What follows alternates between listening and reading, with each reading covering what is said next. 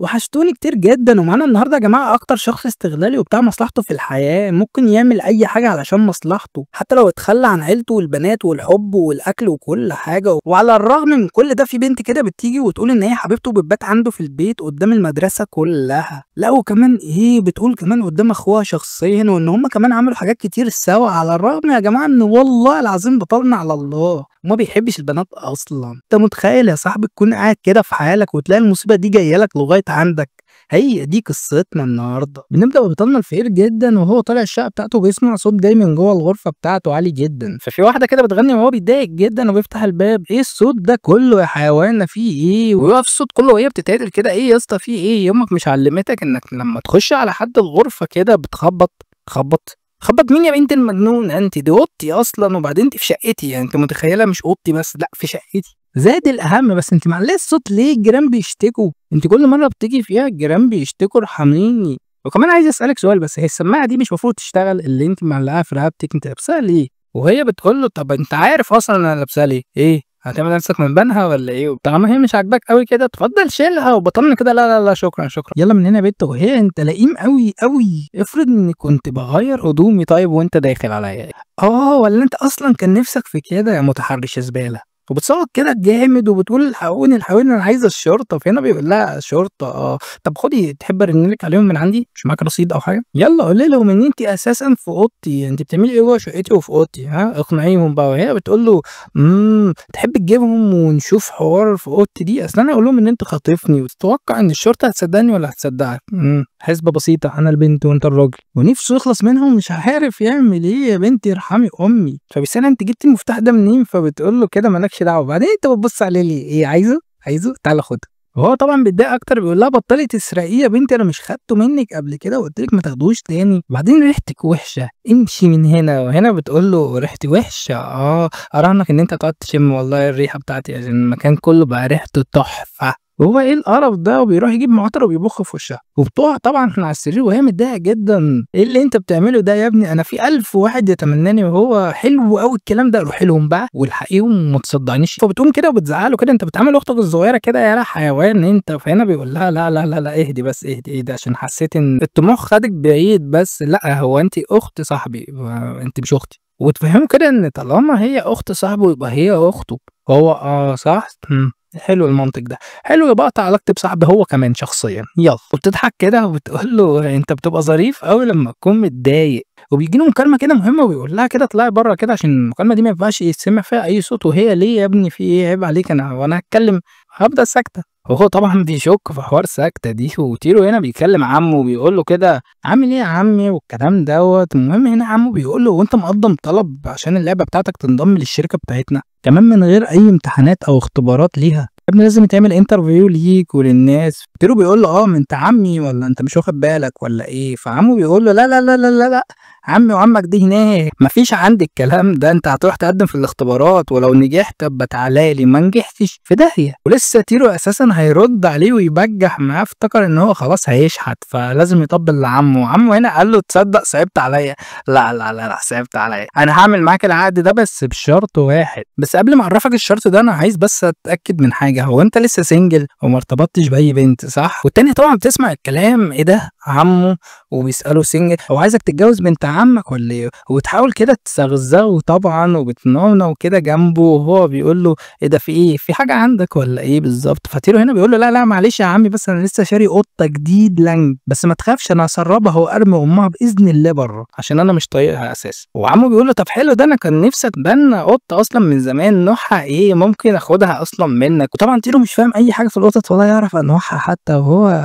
طب إيه أعمل إيه طيب؟ وبتقول له كده هو صحيح هيتضايق لو عرف إن أنا عندك على السرير وفي الشقة بتاعتك في الأوضة بتاعتك؟ يا اسطى أنت قسمًا بالله لا هتعتّب الشركة ولا بنت عمك، وبتزغزغه كده وبتخربشه، وبيقول لعمه كده معلش يا عمي والله بس القطة خربشتني، وعمه بيقول له أنت لازم تفهم التعامل مع القطط، إيه مالك يا ابني في إيه دي مجرد قطة، وهي بتزغزغه كده وبتنونو كمان جامد جنبه، فعمه هنا بيشك إن الصوت أساسًا ده مش قطة، وبيقول لتيرو كده باقول لك إيه ما تعلمها تنونو صح، وعلى العموم أنا هاقفل دلوقتي عشان أنا عندي اجتماع. وطبعا شكله فهم كل حاجه. وقبل ما يقفل كده بيقول له صحيح ما تنساش تقدم في الاختبارات، ولسه هنا بيزعلها هي بترجع كده تنام. ولا حيوان كلب انت، روح هات لي عصير بتتحول 360 درجه. الواحد مش فاهم ايه اللي بيحصل بالظبط، وبيقول لها كده عند امك الكلام ده، عندك الحاجه في الثلاجه يا بنت يا بومه قومي. بعدين ما انا شكلي مش هلاقي اكل من طياره المصلحه يا بومه وهي احسن. وتاني يوم كده بنشوفه كده في الفصل والاستيكه كده بتقع من واحد زميله قدامه واديها له طبعا، بس هنا بنعرف ان هو بالرعاش تقريبا ولا بيتخض من اقل حاجه خالص.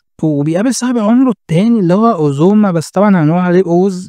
المهم تيرو هنا بيديله نسخة من دفتر الحصص بتاعته كده، والتاني هنا بيشكره جدا وبيقول له عارف اني متقل عليك انا اسف، فكرني بقى بعزمك على حاجة حلوة كده بعد الحصص. ويقول له طبعا مفيش شكر ما بين الاخوات، عيب عليك يا اسطى ايه. وكمان اوز هنا بيعتذر له عن اخته ان هي بترخم عليه وبتروح له البيت وان هي بتلزق فيه في كل مكان. وبيكمل كده بيقول له هي شكلها بتحبك اصلا، ما تتجوزها ونخلص منكم انتوا الاتنين. وتيرو هنا لا ايه ده، بس ده ما بتحبنيش اساسا وعايزه تجلطني، ده هي بترخم بس لا اكتر ولا اقل. ووز بيفهم تيرو كده ان هي اساسا ممكن ما بتعرفش تعبر، بس عشان في ناس اساسا ما بتعرفش تعبر عن الحب غير بالرخامه والغتاتة. وتيرو طبعا بيقول له طبعا دي انت ذات نفسك اخوها وبتقول ممكن، عايزني انا اقتنع؟ واكيد اصلا لو بتحبني مش هتغامر بانها تضايقني علشان في الاخر انا اصدق هي بتضايقني الحب ولا بتضايقني ان هي اساسا عايزه تضايقني. بعدين بقول لك ايه يا اسطى، انا طول عمري بشوف الناس اساسا بتغير على اخواتها، انت مفيش ميح اسمع مني، انا بقول لك غير عن اختك وبعدوا عني، دي انتوا عيله زباله. وطبعا بيقول له لا انا ممكن انا ابعد، اما اختي دي بره عني، انا ممكن لو خليتها تعمل حاجه غصب عنها تقتلني، بره عني تقتلك بقى تخلص عليك، ده حوار انتوا الاتنين احرار،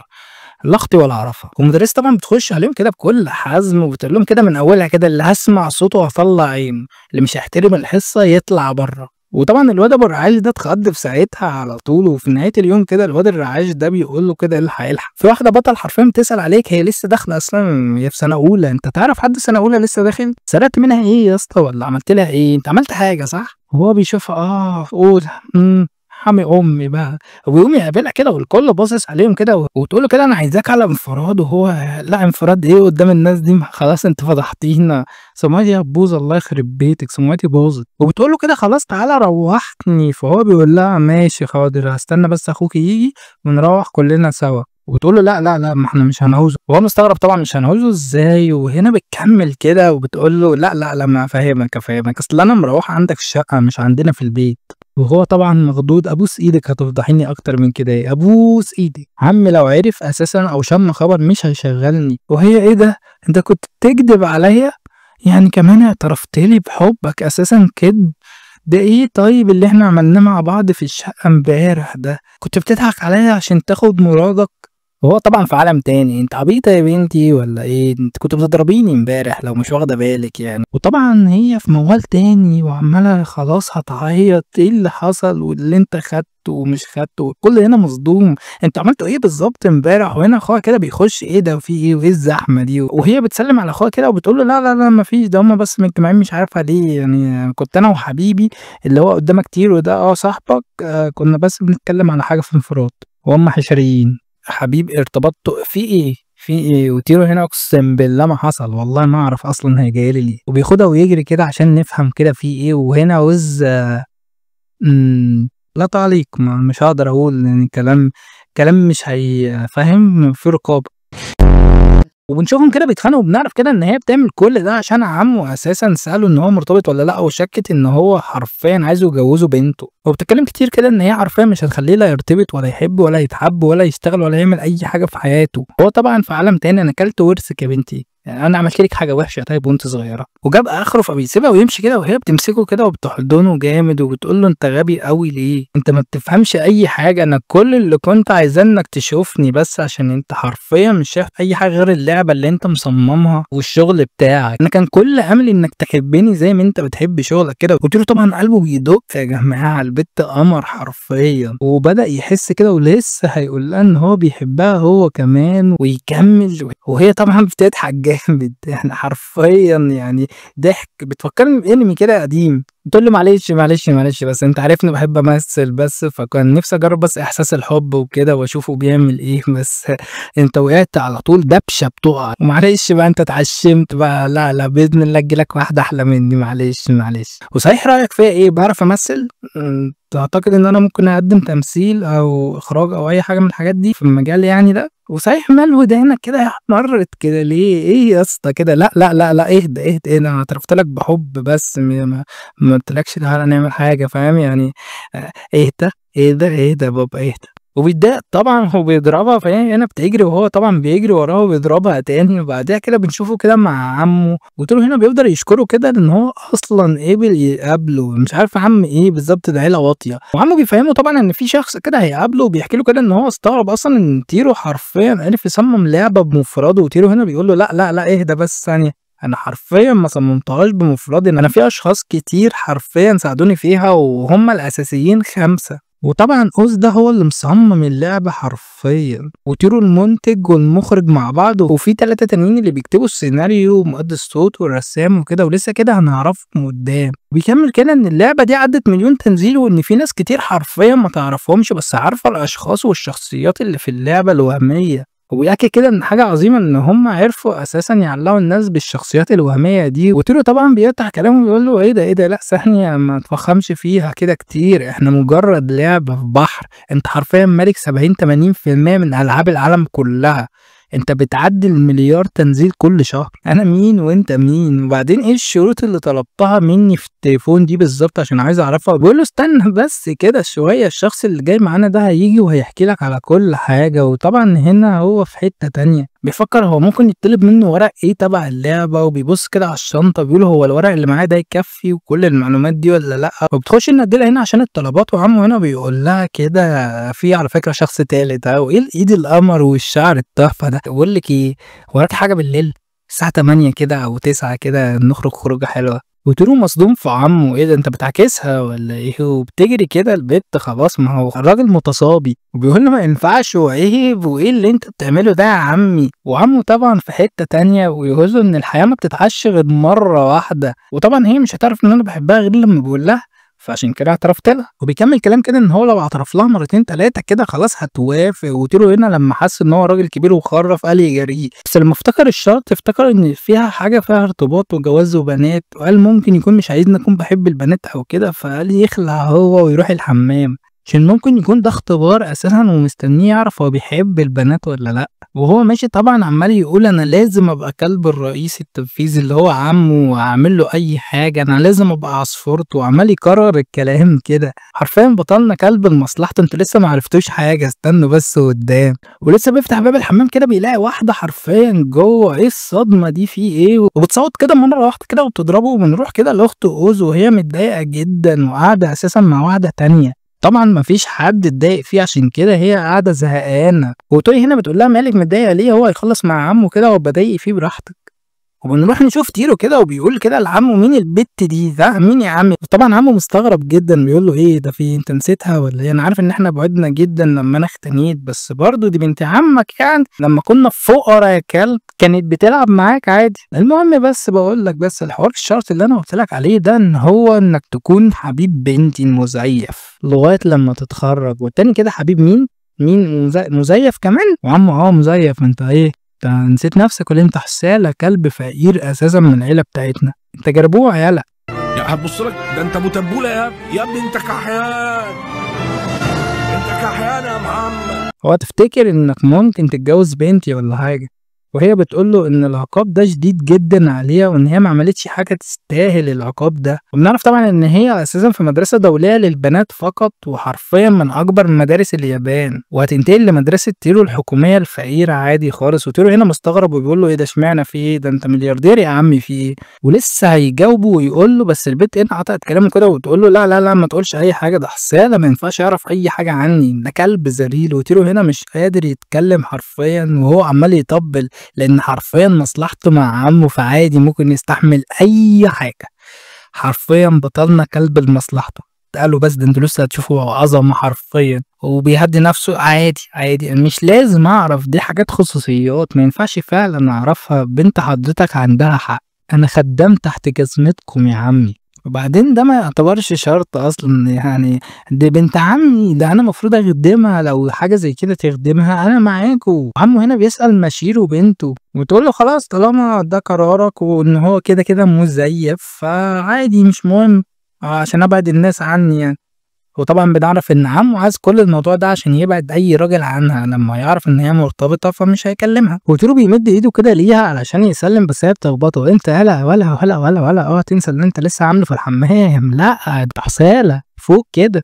ولا تفتكر ان احنا ممكن نبقى اصحاب او حاجه؟ لا انت اخرك حته كلب فقير. والتاني مش عارف يرد يطبل ايه المره دي، بس بيقول لها كده لا لا لا عادي عادي ولا يهمك، انا فعلا ما اقدرش المس البشره العظيمه دي، ايدك دي ما ينفعش تتلمس، دي المفروض تتحط في متحف. وبيفكر كده بيقول اشوف فيك يوم يا جدي، خلفتلي عم حرفيا بيعاملني كاني خدام عنده، فينك يا جدي يا جدي؟ جدي جدي جدي. بيقول لهم انا حاسس ان انتوا بداتوا تتاقلموا جدا مع بعض. وتيرو هنا مالك مع مين؟ بشيرو بتقول له لا لا لا انت محتاج تلبس نضاره، اسمع مني يا بابا. وقبل ما يمشي كده بياكد عليه انت مزيف، عشان انا لو حسيت ان انت حبيتها بجد او في اي حاجه ما بينكم انا هقتلك وهنسف لك اللعبه اللي انت فرحان بيها دي. قول ورايا يلا انا حساله. وهو بيقول له انا حساله يا عمي فعلا فعلا.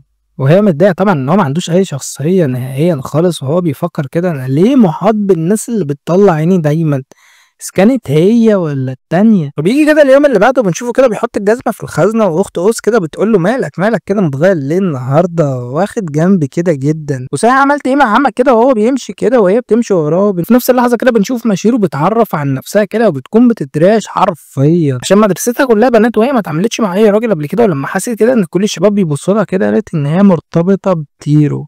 والكل هنا بيبص لتيرو مستغرب، ازاي القمر دي تبص لك اساسا مرتبط بيك، هو في ايه؟ هو مش كنت اصلا انت مرتبط باخت اوز اللي هي ايرو؟ واللي قدامه كده بيسالها هو انتوا اتعرفتوا فين وامتى وازاي؟ وتقول له في الحمام في المطعم. ايه؟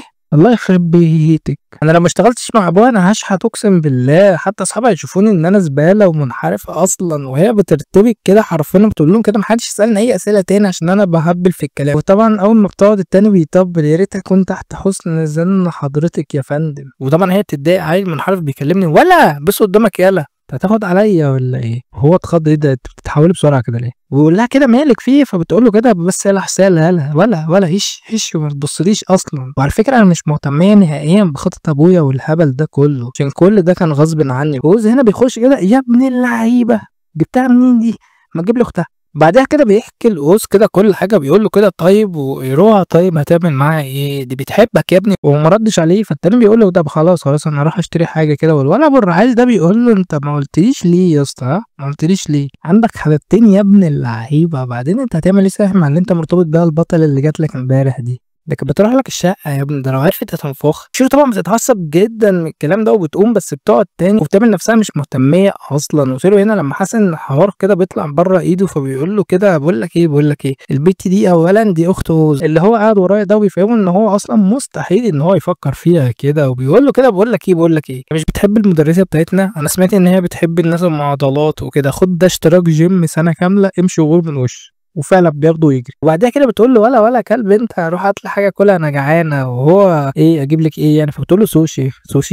لا استني بس احنا في مدرسه حكوميه، وبعدين انا مش خدام عند اللي جابوك. وطبعا بتبتزه حرفيا، انت لو ما نزلتش عملت اللي انا قلت لك عليه يا كلب حرفيا انا هبوظ لك كل حاجه، وبوظ لك الخطط مع ابويا، وهتصل عليه واقول له دلوقتي. وطبعا هو اتعدل 360 درجه، دقيقه والحاجه تكون عندي كمان ده. والفعل راح فعلا دقيقه وجاب لها كل حاجه اكل وشرب، ويا عيني هو حرفيا جايب له رغيف فينو. وبيفكر كده انا ليه بين اتنين جبلات يا ربي. والمدرسه هنا بتخش كده وبتطلب الواجب والتحضيرات، وفي واحد هنا بيقول لها كده ان هو ما معهوش اي حاجه وما حضرش حاجه، ما لحقش يخلص الحاجه في ميعادها. فهي بتشتمه على طول، ما فيش تفاهم، تقول ان اللي هو ما بيعرفش اصلا يوفي بوعوده ده حرفيا ندل وجبان وزباله ولازم يتقتل.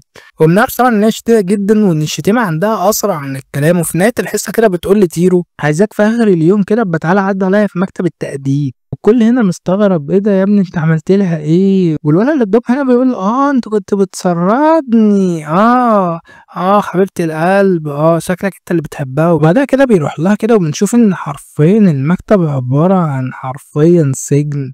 ده سجن تعذيبي يا جماعة. وهي انت جيت بسرعة اوي ليه كده؟ في ايه؟ انا كان قصدي اخر اليوم عادي. ومرة واحدة كده بتتوسل له حرفيا وبتقول له سامحني ارجوك انا اسفة واللي حصل ده مش هيحصل تاني. وطبعا بيقول لها انت عارفة يعني انت نيلتي ايه ها؟ عشان مستحسين ان انت متفاجئة قوي جدا. بتقول له والله العظيم ما كنتش فاضية، انا عندي شغل هنا في المدرسة غير الشغل التاني. وبيفتح كده التليفون، امال مين اللي كانت اونلاين وعمالة تبعت رسايل وتفتح وتحط حاجات كتير كده؟ وهي مين؟ لا لا لا مش انا. بعدين انا لازم اوازن ما بين المدرسة واني مدرسة وبين هوايتي والشغل ما بيننا وبين بعض وهو الرسم في الالعاب. بنعرف طبعا ان هي العضو التالت اصلا في التصميم حرفيا بتاع الشخصيات في اللعبة بتاعته، على الرغم ان هي اشد واحدة واكتر واحدة صارمة حرفيا في المدرسة. وتيرو كده بيتريق كده بيقول لها كلامها، بيقول لها اللي ما يخلصش حاجاته في ميعاد واللي هو لازم يوفي بوعوده ولازم يموت. صح اقتلك دلوقتي ولا اعمل ايه؟ بتقول له كده انا اسفة اسفة. فبيسألها كده طيب خلصت طيب كام شخصية؟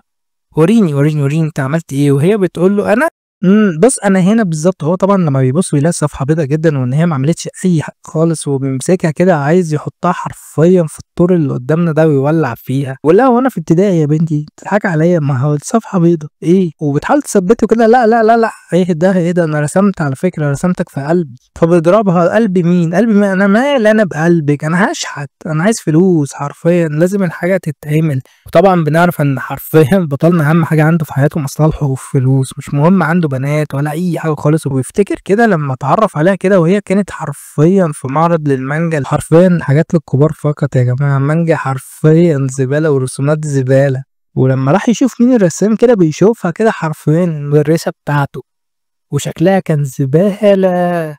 ومن ساعتها حرفيا بيبتزها. لا فعلا بيبتزها يا جماعه بالموضوع ده، لان هي لو اتعرفت في المدرسه حرفيا شكلها هيبقى زباله جدا ووحش قوي. نرجع كده للواقع. تحبي كده في ضحك؟ تحب في ضحك ولا ايه؟ ولا نخلص بقى الحاجه بتاعتنا والشغل؟ وبتقول له كده انا ممكن اديك اي حاجه تانية اطلبها بس انت مني. وهو لا لا لا مش مهتم بيكي اصلا يعني، بس قبل ما تفكري في حاجه انا عايز الشغل اولعي. وللعلم بس مالكيش مكان تهربي منه لان انت ساكنه جنبي في نفس الدور حرفيا. انا ممكن حرفيا اكون فاضحك بكره. هتخلصي الشغل ولا لا يا بت؟ وبتقول له حرام عليك انت ما عندكش اخوات بنات. وبتفهمه ان الموضوع ده ابداعي وما عندهاش اي افكار وان هي هتعمل ايه. طيب وهو حاضر هبقى اجيلك بالليل نفكر سوا. فبتكسفه كده وبتقول له لا لا لا استنى بس انا ما بفكرش في العيال، انا فوق 25 وانت طالع 30 وانت طالع، انا سن كبير برضه ماليش في الاطفال. فبيتضايق اكتر وبيزعلها. هو انا هبصلك انت يا زباله انت؟ انا عايز الشغل. تقول له لا بس هعمله لك. وصحيح بقول لك ايه بخصوص حبيبتك، هي البت دي جديدة وحرفيا بيتقال عليها كلام كتير. وعرفت من ابوها كده لما هم كانوا بيقدموا ان هي حرفيا كانت وحيدة ومنعزلة جدا في المدرسة بتاعتها وما بتكلمش حد لا بنات ولا ولاد اصلا. وده على الاغلب ده توقعي ان هي كانت بتتعرض للتنمر. وبتطلب منه ان هو يساعدها علشان هي لو عرفت تخلص وحدتها ديت حرفيا ابوها ممكن يكافئها وحرفيا بفلوس كتير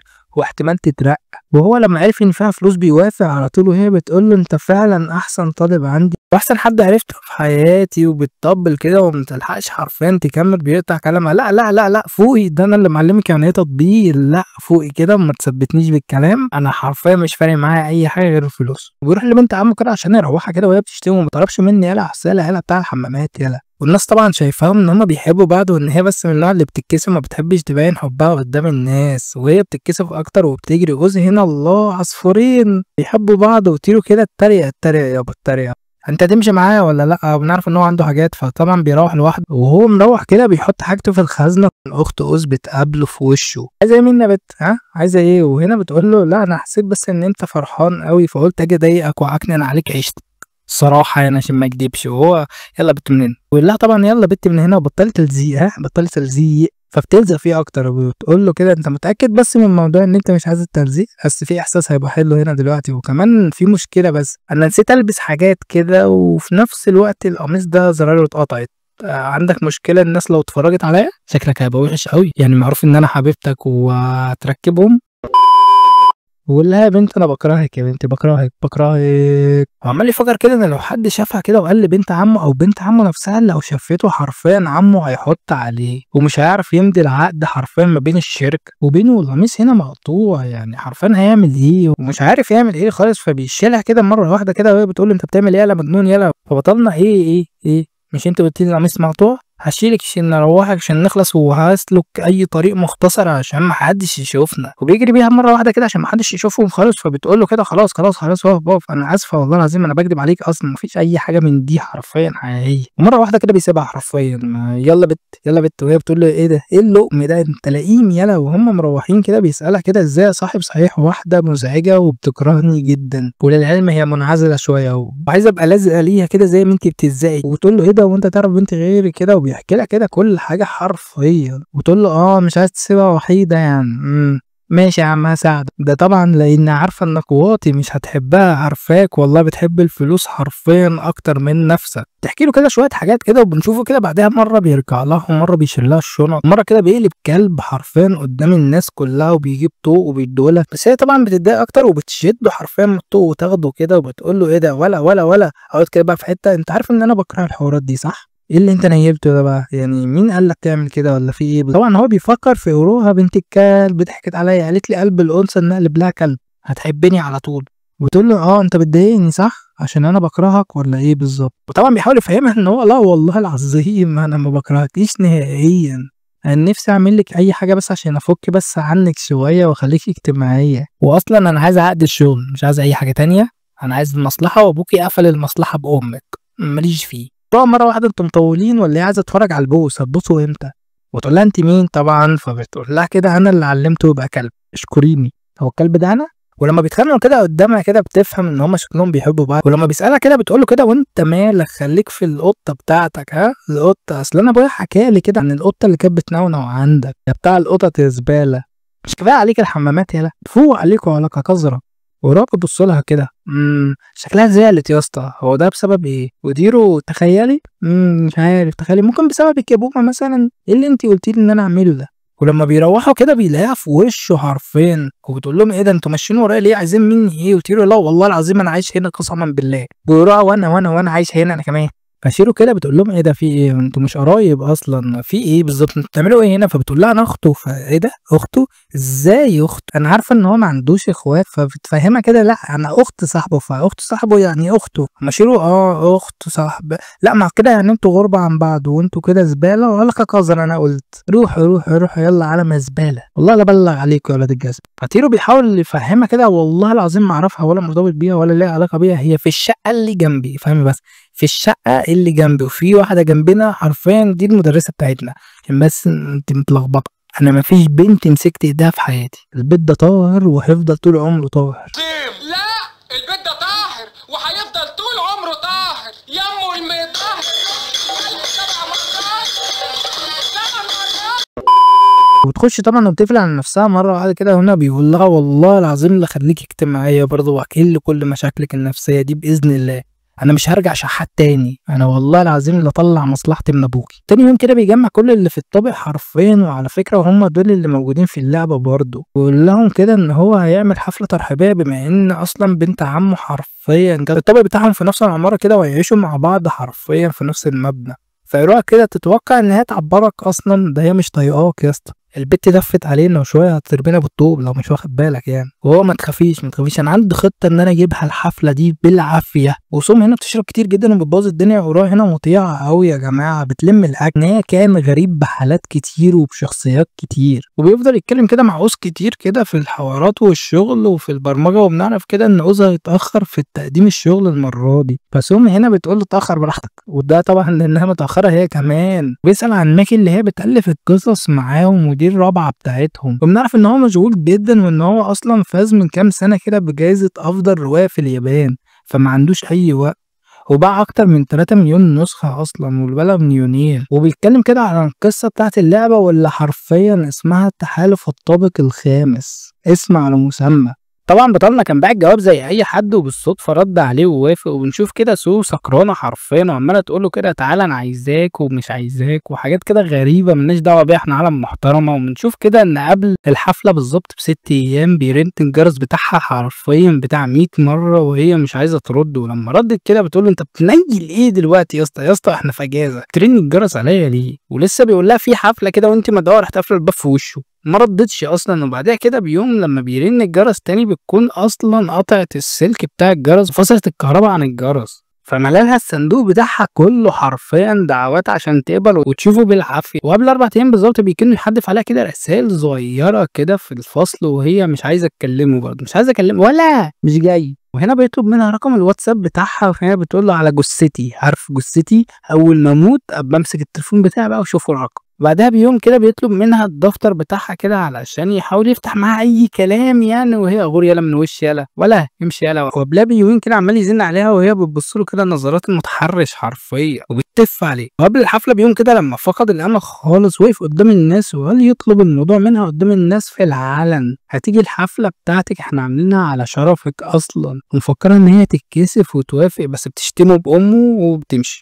صراحه يعني، مش عايز اقول الشتيمه. ويفكر كده هينيل ايه يا جماعه، هو لازم يمضي العقد باي طريقه ولازم يطلعها من الحاله اللي هي فيها. وبعدها كده بيروح يتسوق كده مع البت ايروها وهي بتشوف كده نقانق واكل كده بتقول له انا عايزه اجربها، وهو لا يا بنتي والله انا مفلس مش معايا فلوس خالص، واخد كارد كده عشان اللعبه غبيه. والبياع كده على فكره ما ينفعش اصلا يقول لك يا غبيه، الكلمه دي وحشه قوي ما بين الحبايب. وهو بيقول لها انت مالك، ها انت ايه اللي دخلك اصلا ما بينك؟ والبت هنا بتبص له نظرات بريئه، مش هتاكل من ايدي عشان خاطري طيب؟ وهو لا الاسلوب ده ما بيجيش معايا، وبتزعل كده. والبياع ما تاكلها يا اخي، ما تاكلها ايه يعني، خلاص قطعت بيك يا عم مش هاخد منك فلوس كلها، بس البت خلاص زعلانه. ولسه هنا هياخدها هي بتسحبها مره واحده كده وبتقول له لا لا لا يلا من هنا مش عايز منك حاجه. بيعتذر لها كده بس هي بتقول له لا انا مش حاساها، اتحايل اكتر عليا. وبيفضل يتحايل عليها كده وهي بتديها له في الاخر. بعدها كده بيروحوا يجيبوا الصلصه وهي ما بتعرفش لان هي قصيره حته 140 سم وكانت هتقع كده، بس هو بيلحقها كده وهي بتفرح جدا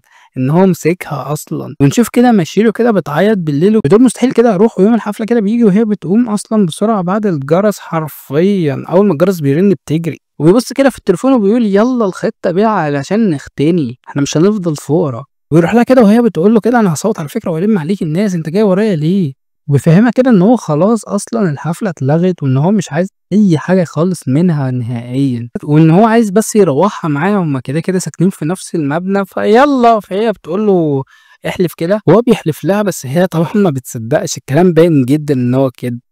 فبتجري كده وبتمشي وهنا بيتصدم فعلا ان هو حسالة هي للدرجه دي، هي مش عايزه اصلا تبص في خلقتي ولا تمشي معايا، بتكرهني للدرجه دي. بس بيفتكر الاقساط اللي عليه حرفيا فبيلغي كرامته كده وبيرميها في الزباله وبيجري وراها يلا. بيقول لها كده استنى استنى استنى, استنى. انت والله العظيم لو نطيتي في البركان لنط وراكي، ما انا هتسجن مفيش حل. وهي بتجري كده هصوت والله العظيم هصوت يا ابني ابعد عني عايز مني ايه؟ وبتتعب كده فبتقول له يا ابني انت مهتم بيا ليه؟ ما تغور بقى من وشي ايه؟ انا ما بعرفش اتعامل مع الناس والله ولا الحفلات ولا الجو ده. وهو بيطلع روح السامب اللي جواه يا جماعه كأي شاب حرفيا في العالم، ويقعد يفهمها كده ان هي حرفيا مش هتبقى وحيده تاني بعد ما هو دخل حياتها، وان هو ازاي هيعرفها على الناس والحياه والتطبيل ده كله. بيعتذر لها كمان على موضوع الحمام بتاع المطعم كده، وطبعا بطلنا كلب حرفيا لمصلحته، هو مش بيحبها ولا فارقه معاه اساسا. لما بيحس ان الكلام مش جاي معاها خالص فبيقرب منها كده وهي بتقع حرفيا في البحر، ولما بتقع كده بتتغرق هو كمان بيقع معاها، وطبعا الهدوم بتبقى شفافه. هو بيبص كده وهي بتقول انت بتبص على ايه يالا حيوان انت، ايه ده انت لا تكون انت قاصد، والله لا اقول لابويا عشان يبوظ لك كل حاجه. وحاول يفهمها كده ان هو بص عشان هي جميله، فهي بتقول له ايه ده ثانيه واحده يعني انت اتفرجت فعلا؟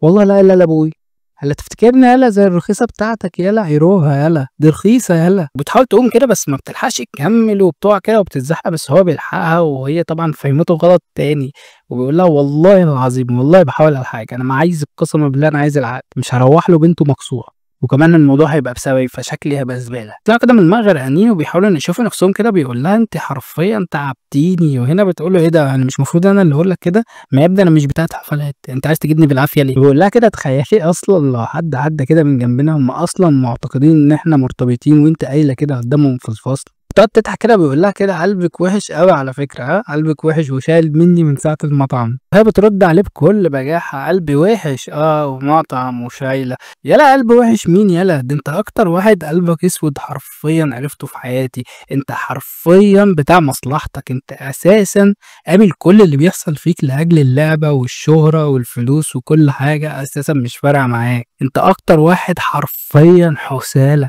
عرفته في حياتي. وطبعا بيطنش كل حاجه اتقالت. طب هو انت اصلا مش عايزه تتعرفي على حد ليه؟ انت بتخافي ولا ايه بالظبط؟ مالك كده؟ وهي بتحاول تفهمه كده ان هو حرفيا ما عندوش شخصيه، ده اولا ان هو مردش على كلامها، وكمان ان هي بتخاف بس من حوار الناس، وبتخاف تكون ماشيه معاهم بس هي مش موجوده او هم مش حاسين بيها، وعندها عقده نفسيه من الحوار ده. وهي بتخاف ان هي تخش الشله بتاعتهم بس هو ما يعتبرهاش حاجه مهمه وما يشوفهاش. وهو طبعا بيطنح في كل الاحوال مش هيشوفها، يعني فاهم؟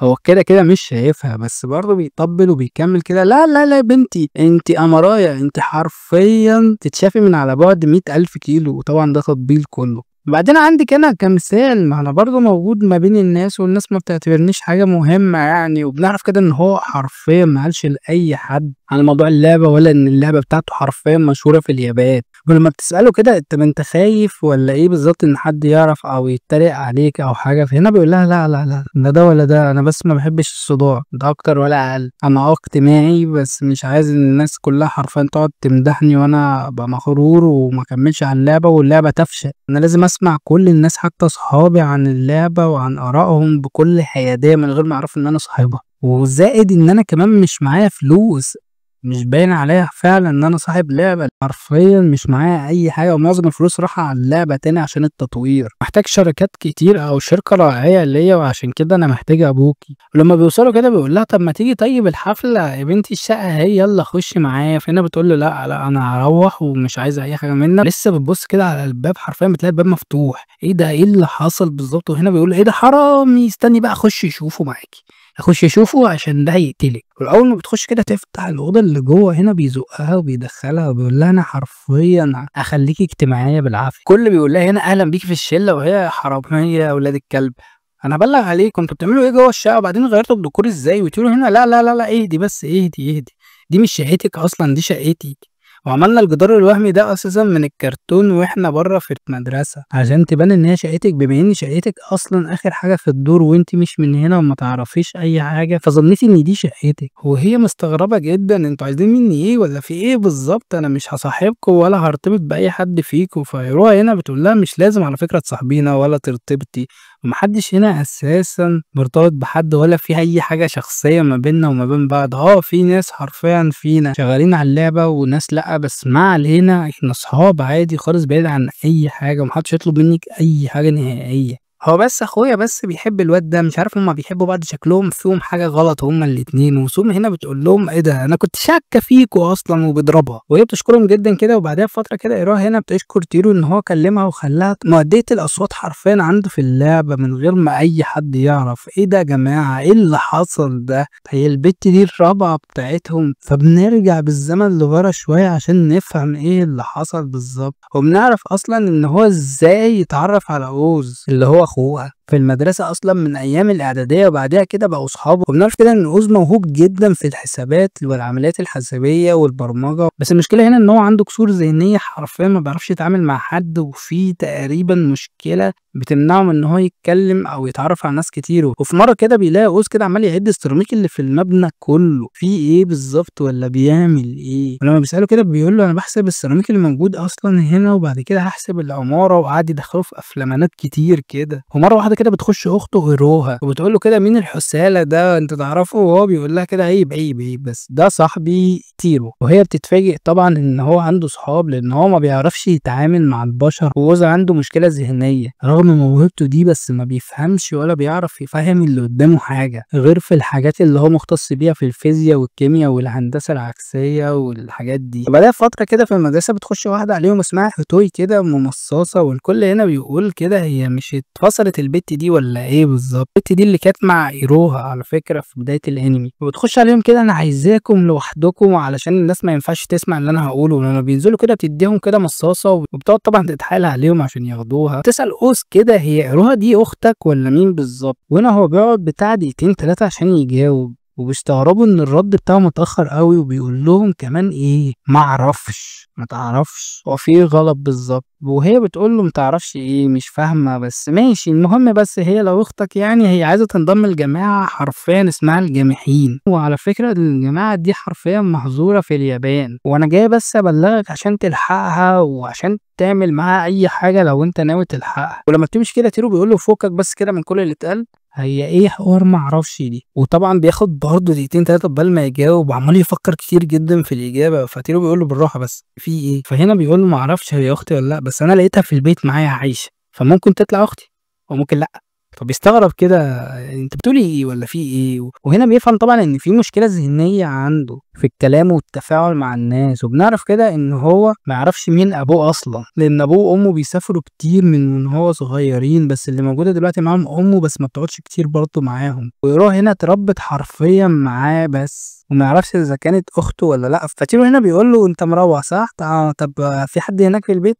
فالتاني بيقول له لا، فبيقول له طب حلو ده، انا جاي اروح معاك عشان عايز افهم الصراحه العيله الغريبه دي. واول ما بيفتحوا الباب كده حرفيا بيستغرب ان مفيش شاشه تلفزيون، مفيش اي حاجه الكترونيه حرفيا. ولما بيخش الاوضه كده بيلاقي الاوضه حرفيا متبعتره وفيها حاجات غريبه كده، بس بيلاقي فيه اجهزه. طب ليه بره مفيش الكترونيات فيه هنا؟ وفي ايه بالظبط في البيت ده؟ ووز هنا بيقول ان هو اشترى الحاجات دي من فتره قريبه جدا وجمع الاجهزه دي، بس امه كانت بترفض اي حاجه تخش البيت. بيلعبوا كده شويه، ولما بيتاكد كده ان اخته مش موجوده هنا فبيقول له كده انا عايز اروح الحمام. فهنا لما بيطلع حرفيا بيطنش كل حاجه وبيبص على الاوضه بتاعتها، ولسه بيحاول يفتح الباب لا الباب اتفتح حرفيا وهو في وضعيه لا يحسد عليها. ولسه البنت هتصوت كده بيمسك بقها كده، لا لا لا اوعى تصوتي الله يخرب بيتك هنتفضح كده، وبيقفل الباب كده وهسيبك والله العظيم بس اوعى تصوتي. موافقه؟ وهنا بتقول له موافقه، واول ما بيسيب بتضرب بتقول له يا زباله منحرف انت عايز ايه مني؟ يلا تكون حبيتني يلا عشان شفتني مره بالصدفه، انت مهووس يلا ولا في ايه؟ وهو لا والله العظيم ما حصل، انا جاي اصلا عشان الحقك من انك تنضم للجماعه اللي انت عايز تنضم ليها الجانحين. ولسه بتقول له ما حصلش. فهنا بيقول لها اصلا بتوي جت وقالت لنا كل حاجه،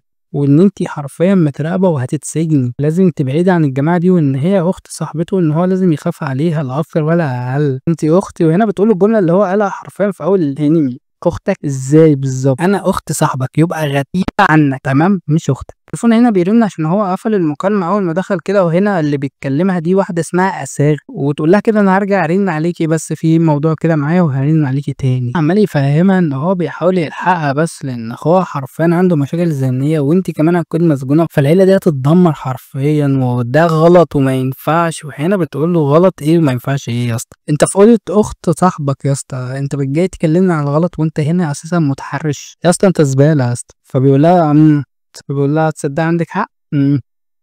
ماشي. المهم بس مين مدخلك للجماعة دي؟ فتقول له صاحبتها أساغة. وبعدها طبعا بيروح يدور على أساغة دي، وحرفيا بيطلع عينه من الشمس. وبنعرف طبعا ان هي بتتهرب من المدرسة كتير كده، وبتقعد في الشوارع تشحت وبتعمل كده حفلات في الشوارع، وبتعرف تعزف كتير جدا. وطبعا هي مهووسة بالموسيقى حرفيا. ولما بيسألها كده عن ايروها بتقول له كده ايروها، هو انت يالا المنحرف يالا اللي دخلت عليها الغوضة يالا؟ انت المتحرش يالا؟ هي متحرش يا زبالة. لسه ما بيلحقش يكمل كده بيغمى عليه من الحر حرفيا، لان هو قاعد يدور عليها في الشوارع اليوم كله. وهي انت بتهزر يا اسطى؟ انت جاي تموت عندي؟ ما تموت في اي مصيبه بعيد عني يا جدع. فبنرجع للحاضر كده، اليوم ده عدى حلو قوي، وهي اكيد ما انت حرفيا نمت على حجر وتوي يابا اليوم كله عشان تفوقك. انت لا صحيح اجبرتها اليوم ده ولا ايه اللي حصل بالظبط؟ فهنا بيقول لها طبعا لا والله العظيم ده انا صعبت عليها فنيمتني على حجرها، وحرفيا حجرها مش حضنها عشان انت عمال تقول حضنها. نرجع تاني كده للماضي، وهو بيحاول كده يقنع الاثنين ينتظموا في المدرسه كده وما يضيعوش الحصص ويسيبوهم كده من جو الجماعه والهبل ده، هم لسه صغيرين ويقروها كده اشمعنى بقى اشمعنى. وبيفهمها كده ان هو عايز اخوه يشتغل معاه حرفيا في حاجات كتير، وفي نفس الوقت ما ينفعش اخته تكون مجرمه. انا لازم اضمن ان اسمه واسم عيلته يكونوا نضاف، انت وصاحبتك لازم تطلعوا من الجماعه عشان لو صاحبتك فضلت هتروحي معاها. ويروح كده انت ما عندكش ذره انسانيه خالص، بدل ما تقول لي عشانك وعشان دي جماعه غلط ومش غلط وان هتاذي، كده تقول لي عشان اخويا عشان مصلحتك، ده انت واط يا جدع. وطبعا هو بيتصدم من الصراحه بتاعتها، وبيتكلموا كده كتير، وبنعرف كده ان هم عايزين يكونوا حرفيا حرين واحرار، وجو الاندبندنت وومن بقى والجو ده، وعندهم مساواة حرفيا في كل حاجة ما بين الراجل والأنثى. وبيقول لهم كده ان هو هيقرر يشغلهم معاه كده وهيخليهم أغنياء، وان هم مش هيحتاجوا أي حاجة من بعده. ويدفع كده الحساب للعصير بتاعه بس، وساغي كده بتقول له ايه ده، هو مش انت الراجل ولا ايه؟ وبعدين انت لسه بتقول لنا ان احنا هنبقى اغنياء وبتاع، يعني انت هتغنينا وانت مش لاقي تاكل وتقسم معانا الفاتوره؟ فهنا بيقول لها لا لا لا، ما انا تابع المساواه، بس فكره المساواه اللي انت قعدت تكلميني عليها نص ساعه دي عجبتني فقلت نفذها، انت جدع عابد. بعدها بكام يوم كده بيخبط على اوس كده، يا اسطى يا اسطى يا اسطى يا اسطى يا اسطى، بقول لك ما تيجي كده تنضم معايا كده، احنا عايزين نعمل شركه وهنأسس كمان لعبه كمان. طبعا اوس كالعاده ما بيردش غير بعدها بسنه، بس هو بيوافق يعني. وبعدها كده بحوالي السنه بيقعدوا يشتغلوا على المشروع حرفيا، وطلع عينيهم من كتابه ورسم وبرمجه وكل حاجه عملوها سوا، بس طبعا بتكون بدائيه وزباله، وبالذات الرسم لان تيرو اللي رسمه، انت متخيل يا صاحبي؟ وبيقرروا كده ان البنتين كده هم اللي هيجربوها اول ناس. هم فرحانين جدا ان قالوا لهم تعالوا العبوا لعبه، بس حرفيا مش عارفين ان هم فران تجارب. اول ما عساكر كده بتشوف كده الاجهزه كتير كده بتقول لها كده هو مال اخوكي فيه ايه، وفي حاجه غلط ولا ايه؟ هنا بتقول لها لا لا والله العظيم اخويا سليم زي الفل، بس هو مهووس بس. بعدها كده في فتره كده بيقعدوا يلعبوا كده جدا، واخت اوس كده عجبتها اللعبه جدا، بس عساكر كده بتقول لهم جودتها زباله والرسم بتاع اطفال، محتاجين تظبطوا الموسيقى عشان الموسيقى دي مسروقه. طبعا تيرو طب حلو ده، يعني في حاجه حلوه، بص الجانب المشرق ان اللعبه اسلوبها حلو، فمش مهم الحاجات التانية نبقى نعديها بعد كده. ويا عيني كان نفسي اعدل الموسيقى، بس للاسف ما عنديش حد بيحبني وهو ليه في الموسيقى ولا بيعرف يعزف. فهي طبعا بتقول له انت بترمي ايه يا اسطى؟ بترمي ايه؟ مش هساعدك، انا اصلا عامله عقد مع توي وما ينفعش اصلا اخونها او اعمل اي حاجه من وراه. وهنا بيقول لا لا لا لا اتقالي، بس انا اصلا جبت موافقه توي ده اولا، وكلمتها وقالت لي ما عندهاش مانع وهتساعدنا كمان، انت متخيله؟ وبيعرض كده على اخت اوز كده، بس هي بترفض وتقول له لا انا مستحيل اساعدكم في اي حاجه من دي، وبعدين ما بعرفش اعمل حاجه. وعساكر كده بتتحايل كده عليها جدا، بس هي بترفض برضه. لما بيضغطوا عليها كده بتسيبهم وبتجري، وهو بيجري وراها كده، بس حرفيا بنلاقي حاجه غريبه جدا، ان في كذا صوت بيتكلم باصوات كبيره وصغيره وولد وبنت. ايه اللي بيحصل ده بالظبط؟ مين دول؟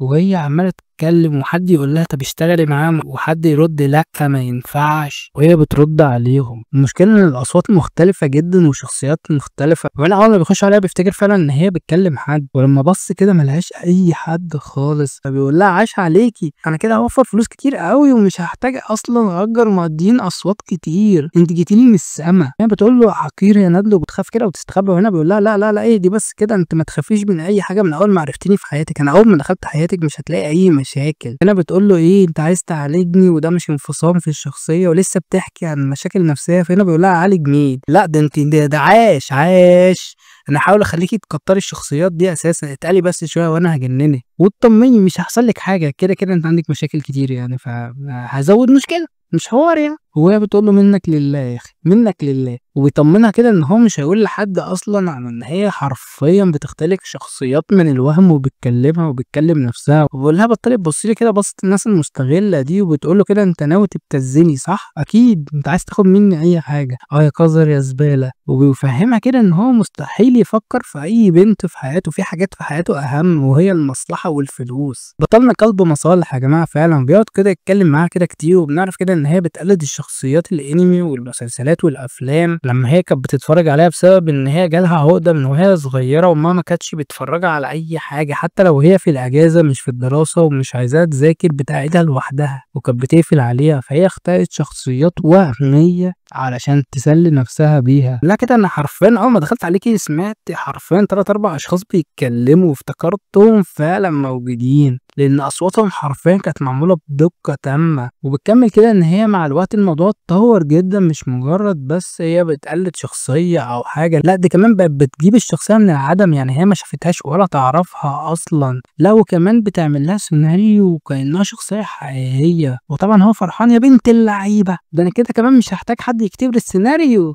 يا بنت اللعيبه. ولما حس ان هي اصلا متعقده من الحوار وكده، فبيقول لها لا لا دي بس دي موهبه، اولا دي مش عقده نفسيه، ده التمثيل ده حاجه تحفه فنيه يا بنتي، اللي انت فيه ده حاجه حلوه. وبيقعد يتكلم كده ويشرح حاجات على التمثيل. فبتقول له ايه ده، الله انت عندك معلومات كتير قوي عن التمثيل والمواهب وكده، هو انت ليك علاقه اصلا بالتمثيل او المسرح؟ فانا بيقول لها لا والله ده انا كنت بهبد اي حاجه دلوقتي. ومن كلامها كده بنعرف ان هي انضمت اصلا لجماعه الجناحين دي، هي عايزه تاخد حريتها، لان هي ما كانتش بتعرف تعمل اي حاجه في بيتها بسبب امها، وان هي اصلا بتحب اللي يجبرها على اي حاجه، وصاحبتها هي اللي اجبرتها. قلت له كده ماشي سهل، هتبرك انا كمان عشان تشتغلي معايا. انت متخيل يا صاحبي؟ يعني بدل ما يقول لها اصلا ان انا هدافع عنك وصاحبتك ازاي تجبرك وبتاع، لا قال يستغلها كمان. يعني اشمعنى صاحبتها تستغلها، هو كمان يستغلها واطي ويقول لها كده انت تأمنيني على حياتك. وهي اتخضت، حياتي ايه يا اسطى؟ في ايه؟ احنا داخلين نقول كلمات عادي في لعبه وتأدية صوت، ايه اللي دخل حياتي في الموضوع؟ انت تعمل فيها ايه يالا؟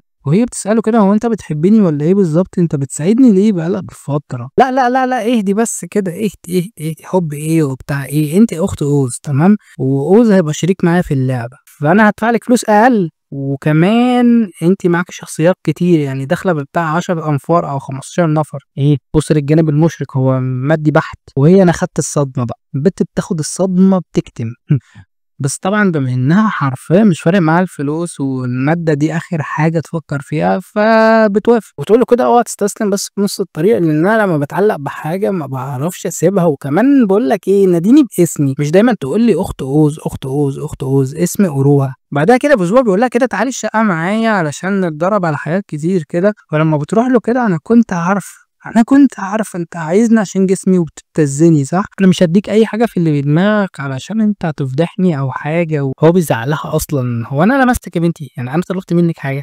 وبتلف كده وشها، هو ده الابتزاز يا عالم يا زباله. فهنا بيقول لها ما تخافيش، بس انا هسيب الباب مفتوح، وكمان يا ستي خلي تليفونك معاكي عادي ولا يهمك، يعني لو حصل اي حاجه رني على طول على النجده. وهنا بتقول له طالما كده ماشي. طبعا اول ما بيخش بيقفل الباب على طول، ولسه بيقول لها كده هجيب لك حاجه عشان تشربيها. فهنا بتقول له تشربها بتبتدي فيها منها صح. وهو ارحميني بقى، ارحمي امي بقى. وبشوف كده كتب كتير جدا كده قدامها، وبنعرف كده ان بطلنا اشتراها لها علشان يساعدها على التمثيل، لان هي محتاجه تدريب كتير وقرايه كتير، لان هي ما درستش اي حاجه عن التمثيل او المسرح. بتقول له ان هي مش هتعرف تخبيها اصلا من امها، وهتعمل ايه بالظبط. فهنا بيقول لها لا خلاص خليهم هنا عادي، ولما تعوزيهم تعالي اقري فيهم عادي خالص. بتقول له هي دي حجتك عشان اجيلك كل يوم وتاخد مرادك يا زباله؟ وايه كنت خايف على مصلحتي وموهبتي عايز تنميها؟ بقول لها لا خالص، انا خايف على مصلحتي انا ولا انتي، انا عايز استفاد منك بس. بيعدي وقت كتير كده جدا، وبيقعد يدربها كده ان هي تعدد الشخصيات، وان هي كمان ترسم السيناريو افضل في خيالها علشان ما تغلطش خالص. وبيعلمها كمان الدبلجه، وبيفرجها على افلام، وبيعمل كل حاجه حرفيا معاه، كل حاجه بأدب عشان ما تفهمش غلط. وبعد 3 سنين كده بنعرف ان اوتوي كده فتحت الاستوديو بتاعها، وبنعرف طبعا ان هي من عيله غنيه جدا، وان هي خدت ميراث جدها وجدتها اصلا عشان تعمل الاستوديو ده. وتيرو طبعا فرحان جدا، ايه ده انت عملت كل ده عشاني وعلشان اللعبه والشركه بتاعتي؟ وهي طبعا لا يا اسطى مالك في ايه، لا ده استوديو عام عادي، يعني اللي انت عايزه تسجله، لو انت عايز تسجل هسجل كده بس بفلوس. وهو لسه هيزعلها فلوس مين يا بنت هي بتقطع كلام كده، لا ايه ده بس على فكره هسيبكم في العادي في الاول عشان انتوا صحابي وكده، فهسيبكم تسجلوا ببلاش يعني، وانتوا يعني كل حاجه ليا تقريبا. وهو اتعدل 360 درجه. انا طول عمري بقول ان انت حرفيا كل حاجه ليا، انت القلب واطيب واحن واحده عرفتها في حياتي. ويروح كده بتروح تجرب كده اي حاجه، وتقول هنا بتكلمه كده بتقول له هو انت جمعت كام طيب فلوس علشان الناس بتاعت مقضيه الاصوات عشان اللعبه، لان انت محتاج بتاع 15 16 واحد على الاقل. وهنا بيقول لها لا اطمني، هي واحده بس ومن غير فلوس. ونشوف طبعا ان هي عندها مهاره جحده، بتغير الاصوات وبتقلد اي حاجه. وبنشوف انه كمان كاتب لها سيناريوهات وحاجات كتير، فعلا واخد الموضوع احترافي. وبعد ما بتخلص كده اختي هنا بتقول له انت متاكد بس ان هي كده طبيعيه ومش هتتجن صح؟ عشان انا حاسه ان في حاجه غلط. وبعدين كده نزل رجلك، ولا انت متكبر عليا؟ لا انا صاحبه الاستوديو يلا. وطبعا بيقول لها انا مكبرها، انا المدير الفني الاحلى واكتر واحده في حياتي ناجحه. البت دي اكتر واحده ناجحه شفتها في حياتي، ما بتاخدش مني جنيه. انت متخيله؟ بطلنا يا جماعه مفهوم عن النجاح اللي هو ما يدفعش. وقول لها انا مضيع 3 سنين في عمري عشان اجننها، وعلشان اعدد الشخصيات اللي هي بتعرف تتكلم بيها، وكمان حرفيا ساعدتها في كل حاجه. وبيفضل الموضوع ده سر بينهم هما الثلاثه. بعدها كده بيروح مع ايروح كده بيقعدوا يتكلموا كتير كده، وبتغلط فيه، وبعدها كده تتاسف له وتتغير 360 درجه. وبنعرف طبعا ان هي كمان عندها عقد.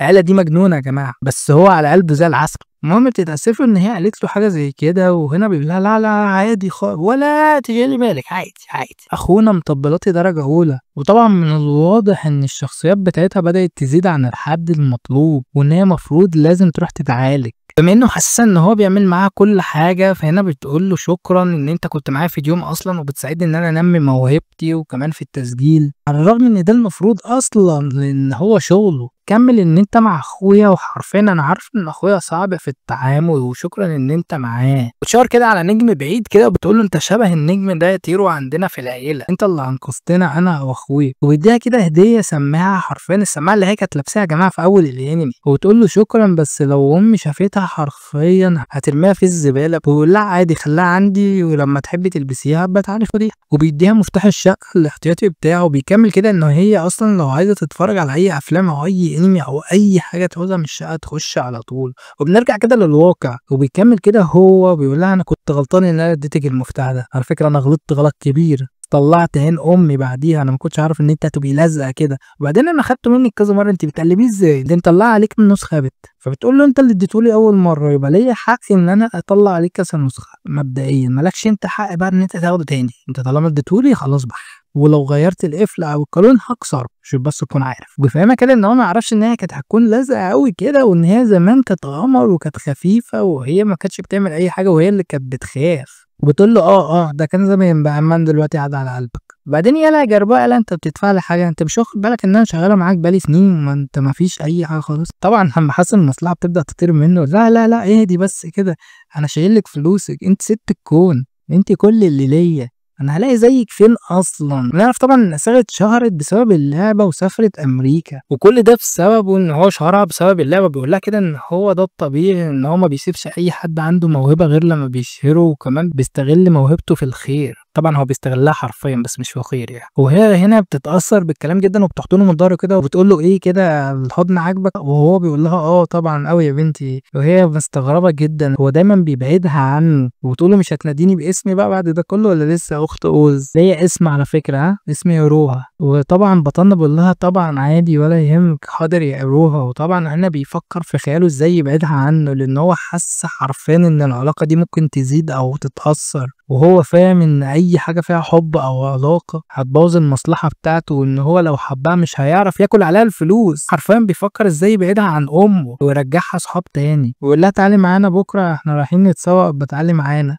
بعدها بتاخد دش كده وبتفتكر لما هو طلب منها تيجي تتسوق معاك، وهي كانت فرحانه جدا بس بتتضايق لما قال لها كده ان الكل جاي معاهم، وبتقول كده ممكن اخوها كده والرسامه كمان يعتذروا، بس المشكله في بنت عمه هتيجي اكيد انا عارفاها تبتا. وبنعرف ان هي زعلانه جدا ان هي بتهرب منه، بالفعل كده ده اللي حصل بالظبط. تاني يوم هما التلاته بس اللي راحوا، وهو اصلا بيكون متاخر عليهم جامد، وهي بتتضايق جدا وبتقول له كده انت مش راجل يالا، ها ازاي يعني تسيب بنت لوحدها واقفه في الشارع؟ والتاني بتاكد على كلامها وبتقول ده حسالة يا بنتي ما تبصلهوش. وهو مصدوم اصلا ان ازاي الاتنين اساسا اتفقوا على اهانته، يعني الاتنين ما اتفقوش في حياتهم على حاجه غير الحاجه دي.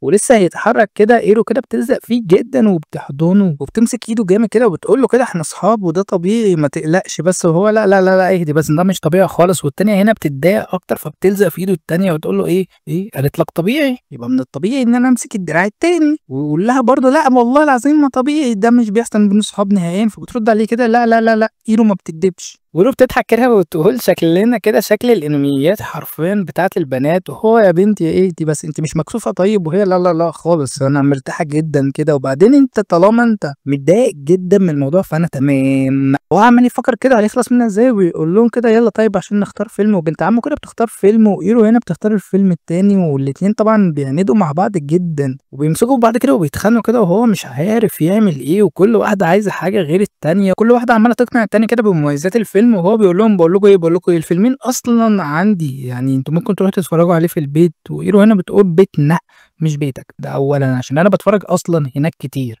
والتانية اتصدمت بتتفرجي كتير وبتروحي له البيت. ويرو بتقول له لا لا لا لا لا لا هو هتفهمني غلط، مش كتير، لا انا بروح كل يوم بس يعني مش كتير، يعني احيانا ما بروحش. يقول لهم كده كل واحده فينا كده تروح تتفرج على الفيلم اللي هي حباه، وفي الاخر بنجتمع هنا كمان ساعتين. والاتنين طبعا بيرفضوا كلامه جدا وبيقولوا ان ايه الهبل ده، والاتنين اقتنعوا ان هو حرفيا زباله وحساله. واحده بتقول انت ما عندكش ذوق، والتانيه انت حساله يا اسطى صح سهلة. وبيلعبوا حجر ورا مصر كده عشان اللي يكسب يروح يتفرج مع التاني. وهنا فعلا ايرو كسبت. تاني قعدت كده غصب عنها عشان مجبوره يا جماعه. بعد الفيلم كده لما بيخلص هنا ايرو اصلا عايزه تروح الحمام، فعايزه تسحب البت التانيه معاها علشان مش عايزه تسيبهم لوحديهم، بس طبعا شيرو بترفض.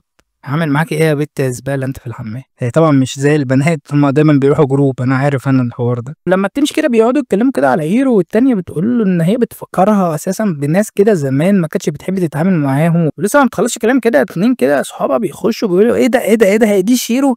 ايه ده هو ده حبيبها؟ طب ازاي يا جماعه البت دي اساسا ازاي حبت واتحبت؟ وقعدوا يتنمروا عليهم كده، وحتى اتنمروا على تيرو وعلى شكله، وبيقولوا ان هو كمان شكله وحيد زيها. وانت صحيح بقول لك ايه، هو انت اديتي له الروايه اللي انت بتكتبيها، او هو عارف اساسا ان انت بتحبي تكتبي روايات وحيده، ولا لسه ما عرفش؟ يا عيني سرك شكله هيبان ويتفضح. هو طبعا متضايق جدا، وقام مره واحده كده وبيقول لكم ايه، بقول لكم ايه، يلا انتوا الاثنين غوروا من وشي، لا طايقكم ولا طايق صوتكم ولا شكلكم اصلا. بعدين ايه المشكله؟ مش فاهم، حتى لو انا وحيد او هي وحيده او مش لينا علاقات كتير مع ناس كتير او كده، يعني انتوا مالكم؟ بعدين ايه موضوع الروايات ده؟ حتى لو روايات زباله او حتى بلس 18 عادي، يعني انا عارف واحده اساسا بتكتب الروايات دي، فايه المشكله اصلا؟ انا مش فارق معايا جدا يا جماعه، انا عارف ناس كتير بتكتبها. بقول لكم ايه، حوارات الروايات البلس 18 دي تيجي نجرب نطبقها عملي. انا نفسي والله اطبقها عملي. وطبعا هم بيخافوا ان كلامه جد جدا وشكله هيعمل فعلا حاجه معاه، وبيجروا كده، يرو بتاخد بالها منهم كده وهم بيجروا. يقعد تاني كده بيسالها، بقول لك ايه، هو ايه حوار الروايات دي اساسا، او ايه حوار اللي انت منعزله اصلا، وايه الهبل ده، ومين دول؟ هو بتتكسف كتير كده جدا وبتجري كده، وايرو هنا بتخش ايه ده يا اسطى، ايه حتى البت اللي انا كنت جاي اضايقها اساسا انت ضايقتها. ايه يا اسطى في محدش بيستحملها خالص غيري، خلي عند امك دم ومشاعر بقى وبلاش تكون دبش. قلت لها يالا، بيقول لها والله ما عملت اي حاجه، وبيجروا وراها كده، بيقعدوا يدوروا كده وهو حرفيا مش لاقيها ولا حتى هيرو. وهنا بيفتروا علشان يدوروا عليها اكتر. بطلنا كده بيفتكر حوار الفيلم اللي هي كانت عايزه تتفرج عليه، فقال اكيد هي دخلت الفيلم ده، وراح الفيلم فعلا ولقاها وقعد جنبها كده، وهي بتقول له البطله اللي في الفيلم ده بتتنمر على ناس كتير كده وحيده، وبتتفرج كده على روايات وافلام وحاجات كتير كده ومنعزله عن الواقع، والبصلة دي ماتت. تتوقع المفروض نزعل عليها ان هي ماتت، ولا نقول احسن، ولا نعمل ايه بالظبط؟ بعدين بقول لك ايه، انت بتعمل ايه هنا اصلا؟ يعني انت ماشي ورايا دايما ليه من اول ما انت شفتني في حياتك؟ يا عم ارحمني بقى، بطل تكون حشر يا حسالة، يا عيل يا حسالة، يالا حيوان انت. طبعا بيقطع كلامها، بقول لك ايه اهدي بس، ايه طالما انت بتعرفي تشتمي وبتحبي الشتيمه وكده، ما شتمتهمش ليه؟ انت ما ردتيش عليهم يا بنتي. بتقول له طبعا ان هي ما بتعرفش تشتم او تتعامل مع ناس كتير، وبتتكسف جدا ومش عارفه تعمل ايه. وبتكمل ان من هنا بدات تكتب روايات زمان كده لما هي كانت في المدرسه، وفي مره كده من المرات هم مسكوا الروايات دي ووزعوها على الفصل كله، وهي اتكسفت لان هي حساسه جدا وهو بيضحك. ايه ده بس كده الروايات عاديه ما فيهاش اي حاجه اصلا خارجه يعني، بس انت تافهه. ايه المشكله يعني ما يقروها؟ ما انت اصلا المفروض تكوني عاملاها عشان تتقري. ده انا دماغي راحت في حته شمال. بقول لك ان على فكره عارف واحد روائي اصلا، وهو على فكره اللي كتب لنا السيناريو بتاع اللعبه بتاعتنا. هو اي نعم انا ما اعرفوش شخصيا، ما قابلتوش ولا مره في حياتي، وكل تعاملي معاه رسايل وواتساب وحتى الرسائل الورقيه. هو عامل زي الجندي المجهول اللي عندنا في اللعبه. انا بحبه جدا جدا جدا. وبتقول له طبعا ان هي عارفاه وبتحبه جدا اصلا، وبتحب كتابته كده، وقرأت كتير جدا عن كتاباته. وهنا بيقول لها طبعا يا بنتي، وعلى فكره احسن كتاب عنده اللي هو بقى اساسا 3 مليون نسخه في اليابان وبره اليابان. ده كان بيحكي اصلا عن واحده وحيده اساسا وبتتكسف جدا زي بيقرا لها كلام كتير كده عن الناس الحسالة اللي بتنمر على الناس وكده.